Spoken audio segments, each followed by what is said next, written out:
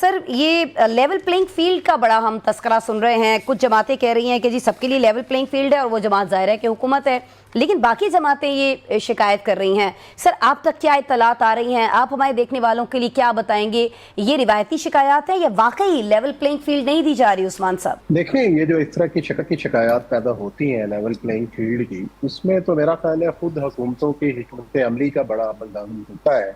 ابھی ہم نے گزشتہ ہفتے دیکھا کہ جس طریقے سے پاکستان تحریک انصاف کے سینئر رہنماؤں کو جانے سے روکا گیا, تو میں تو سمجھتا ہوں اگر ان کو جانے دیا جاتا, وہاں جا کے وہ جلسوں سے خطاب کرتے. آپ دیکھیں, ایک کو تو روکتے ہیں, باقی 10 تو وہاں جا کے کام کر رہے ہیں, اور باقی اپنے یہ بھی خبریں دیکھیں اور یہ بھی ویژولز دیکھے کہ بہت سارے رہنما تو وہاں پہ جا کے کیمپین چلا رہے ہیں اور ایک دو کو روک لیتے ہیں. تو خام خواہ ایک سوالات تو آپ خود کھڑے کر دیتے ہیں نا اس تمام لیول پلینگ فیلڈ کے معاملے کے اوپر.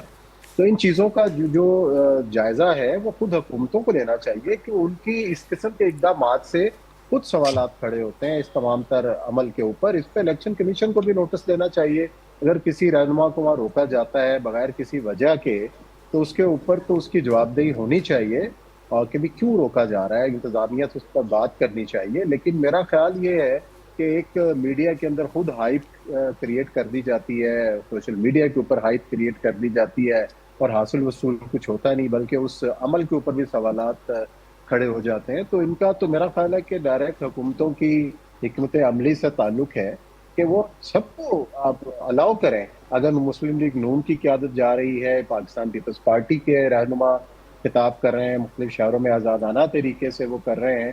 ہم نے دیکھا کہ بیرسٹر گوہر صاحب اور ان کے جو ساتھی ہیں وہ بھی کر رہے ہیں, لیکن ہمیں بھی ہم دیکھتے ہیں کہ اسد کیسر صاحب کو روکا جاتا ہے, کچھ اور لوگوں کو گلگت بلتستان کے حدود سے بے دخل کیا جاتا ہے. تو یہ پھر لیول پلینگ فیلڈ نہ ہونے کے لیے جواز تو پیدا ہوتا ہے, پھر سوالات اٹھتے ہیں. ٹھیک ہو گیا. میں راجہ صاحب آپ کی طرف آنا چاہوں گی. یہ بتا دیجیے گا کہ سلمان اکرم راجہ جو ہیں, ان کے بارے میں کہا جا رہا ہے, ان کی اپنی پارٹی کے لوگ یہ کہہ رہے ہیں کہ وہ جانا ہی نہیں چاہتے تھے. اگر وہ جانا چاہتے تو بیرسٹر گوہر بھی چلے گئے, اور جانے کو تو شاہد خٹک صاحب بھی چلے گئے. حالانکہ شاہد خٹک صاحب جو ہیں وہ اسٹیبلشمنٹ کے خلاف سخت لب و لہجے کے لیے جانے جاتے ہیں. دوسرا یہ فرما دیجیے گا کہ باقی چیزوں میں چلیں آپ روک ٹوک کریں, آپ این او سی کا بہانہ بنا سکتے ہیں, لیکن جی بی میں داخلے سے تو نہیں روکا جا سکتا نا راجہ صاحب کسی کو. بس دیکھیں, ایسے دور ہم نے پہلے بھی دیکھے ہیں. آپ کو تو شاید یاد نہ ہو یا شاید یاد ہو, ایک زمانے میں جب مشرف صاحب کا دور تھا تو عمران خان صاحب کے کراچی داخلے پہ پابندی لگا دی تھی. انہوں نے ایم کے ایم والوں نے ان پہ داخلے پہ پابندی لگوا دی تھی, تو یہ نہیں جا سکتے تھے. ان کو یہ جاتے تھے ایئرپورٹ سے, ان کو واپس بھیج دیا جاتا تھا. پھر ہم نے اسی دور کی انہی دنوں کی بات ہے جب ہمارے افتخار چودھری صاحب بینگ چیف جسٹس گئے تھے کراچی, اور اس کے بعد جو سین باہر ہوا تھا, تو کئی دفعہ ایسا ہوتا ہے کہ وہ شاہ سے زیادہ شاہ کے وفادار ہوتے ہیں. شاید وہ خود نہیں روک رہے جن کے بارے میں تاثر ہے, لیکن جو اور کچھ لوگوں کی انسینسٹیوٹیز ہوتی ہیں یا انسیکیورٹی سورے ہوتی ہیں, وہ اس کو رکوا رہے ہوں. تو ایک تو یہ بھی ہے. باقی یہ ہے کہ بڑی ملٹی لیئرز چیزیں ہیں. بعض اوقات ہمیں سمجھ بھی نہیں آ رہی ہوتی. پی ٹی آئی کے اندر بہت کچھ چل رہا ہے, اور یہ ایک دوسرے کے گریبان روزانہ انہوں نے بھی پکڑے ہوئے ہوتے ہیں, اور ہمیں پتہ نہیں چلتا کون کس وقت کہاں پر ہے, اور اس کے چینلز کہاں پہ پیچھے ملے ہوئے ہیں. تو اب جیسے ریحانہ ڈار گئی ہوئی ہیں, وہ بھی بڑی شدید تنقید کرتی رہتی ہیں سیالکوٹ سے. ان کے جو بیٹے ہیں وہ بھی ان کے ساتھ ہیں. تو مطلب اب یہ سمجھ نہیں آ رہا کہ صرف کچھ کو کیوں روکا ہے اور کچھ کو نہیں. لیکن میں آپ کی اس بات سے پرنسپلی ایگری کرتا ہوں کہ سب کو لیول پلینگ فیلڈ ملنی چاہیے, اور ریزلٹس جو بھی آئیں وہ بات کی بات ہوتی ہے, لیکن سب کو اپنی کمپین چلانے کی اجازت ہونی چاہیے. اس سے کوئی اچھا تاثر نہیں جاتا کسی بھی الیکشن کا. ٹھیک ہے, میں اب یہی سوال اسد صاحب آپ کی طرف لے کر آؤں گی.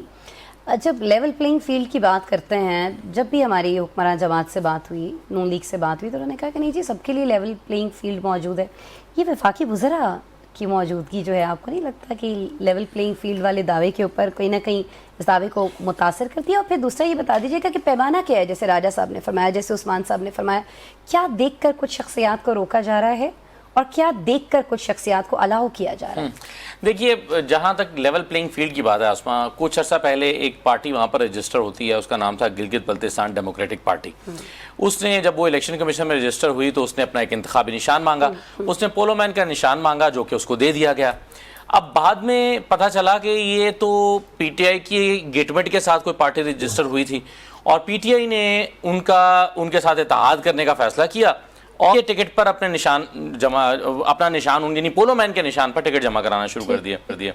تو جیسے یہ ہوا الیکشن کمیشن نے پولو مین کا نشان گلگت بلتستان ڈیموکریٹک پارٹی سے فوراً واپس لے لیا علم ہونے کے بعد. ہاں جب یہ پتا چلا کہ پی ٹی آئی تو ان کے ساتھ الائنس کر رہی ہے اس پارٹی کے ساتھ اور ان کے نشان پر الیکشن لڑے گی, تو اس سے ہونا کیا تھا, اس سے پوری پی ٹی آئی کے جو تمام کینڈیڈیٹس ہیں وہ ایک نشان پر الیکشن لڑنے کے قابل ہو جاتے اور وہ پولو مین کا نشان تھا.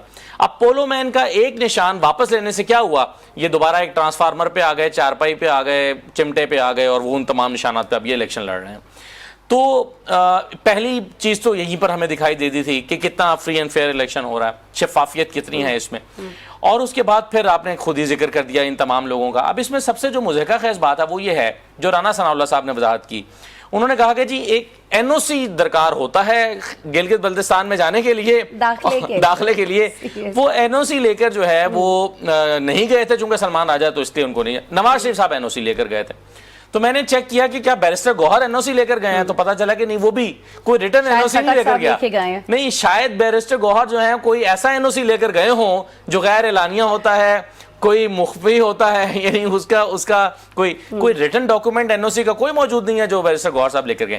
شاہد خٹک کو بھی جب انہوں نے دیکھا کہ شاہد خٹک جو ہیں وہ کوئی ڈیفرنس کریٹ کر رہے ہیں یا اپنی کیمپین کر پا رہے ہیں, ان کو بھی نکال دیا باہر کر کے آپ بیرسٹر گوہر کی شخصیت کو پی ٹی آئی کے سپورٹرز کے لیے مشکوک بنا رہے ہیں. اب میں تو اس میں مزید کوئی کردار ادا نہیں کر رہا. دیکھیے بیرسٹر گوہر صاحب کو یا تو ان کے بارے میں حکومت کو یہ لگتا ہے کہ بیرسٹر گوہر کے ہونے نہ ہونے سے اتنا فرق نہیں پڑتا, وہ اتنے اگریسو نہیں ہیں, اس طرح سے عوامی آدمی نہیں ہیں. انہیں لگتا ہے کہ جنید اکبر جائیں گے تو وہ جو تقریریں کریں گے اس سے زیادہ اثر ہو سکتا ہے. بظاہر ہماری اسیسمنٹ بظاہر تو یہی ہے, یعنی ایزی چیزوں پہ لگتا ہے. اور کیا وجہ ہو سکتی ہے کہ میں نے حذیفہ رحمان صاحب سے مثال کے طور پہ کل پوچھا کہ یہ کیسے فیصلہ ہو رہا ہے کہ آپ ان لوگوں کو جانے دیں اور پیمانہ کیا ہے. تو انہوں نے کہا کہ پیمانہ یہ ہے کہ جس نے 9 مئی میں یہ کیا تھا, ریاست مخالف کردار ادا کیا تھا وغیرہ وغیرہ. تو میں نے کہا کہ چلیے یہ بھی بات مان لی جائے, تو پھر فیصلہ کون کر رہا ہے, یہ کہاں پر فیصلہ ہو رہا ہے کہ یہ چونکہ 9 مئی والا ہے تو اس کو نہ جانے دیں, یہ چونکہ 9 مئی والا نہیں ہے تو اس کو جانے دیں. یہ فیصلہ کس گھر میں بیٹھ کے ہو رہا ہے, اس کا کوئی جواب نہیں تھا.